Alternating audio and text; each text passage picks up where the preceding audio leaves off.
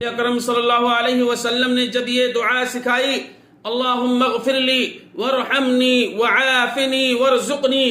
چار چیزیں، یا اللہ معاف بھی کر دے، رحم بھی فرما، عافیت بھی دے دے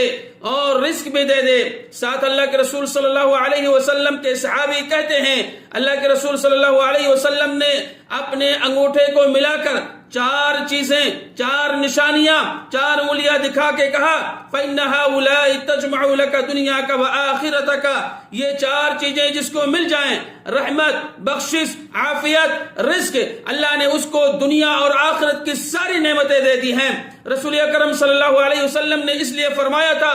جس شخص کو یہ دعا یاد ہو گئی فقد ملا یدہ من الخیر، سمجھ لو اس نے اپنے دونوں ہاتھوں کو خیر سے بھر لیا ہے۔ یہ دعا یاد ہونی چاہیے، اللہم اغفر لی ورحمنی وعافنی وارزقنی۔